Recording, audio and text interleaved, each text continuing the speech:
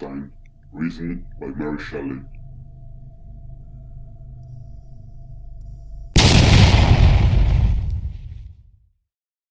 In this video, we are going to talk about some interesting features of Frankenstein, a Gothic novel written by Mary Shelley and first published in 1818 anonymously.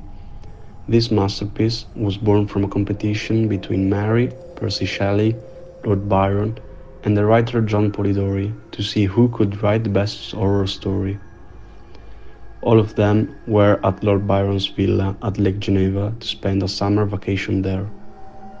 The idea of this competition was a consequence of the terrible weather that kept everyone indoors. She wanted her story to terrify her readers, so much so that it makes them afraid to look around. Thanks to a waking dream that inspired Mary, her imagination was sparked. The nightmare terrified her so much so that she knew what her ghost story would be about. Thanks to Mary Shelley's Frankenstein's monster, modern Gothic literature was born. It seems that Mary's own life deeply influenced her nightmare. She experienced many deaths, which caused depression and personal anxieties. In 1797, her mother, Mary Wollstonecraft, who was an active feminist thinker who wrote about the need of a completely new view of women in society, died 10 days after Mary was born. Consequently, in 1814, due to her relationship with Percy Shelley, a married poet, she had been ostracized by her family and friends, and her father, William Godwin, a British political philosopher, disowned her for several years.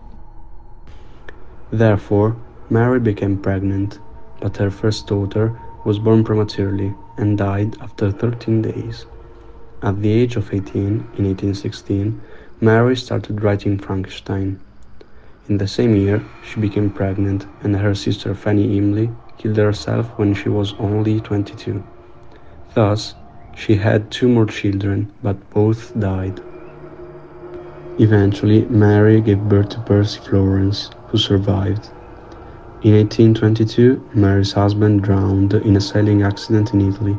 After that, she and her son returned in England in 1823, where she devoted herself to him.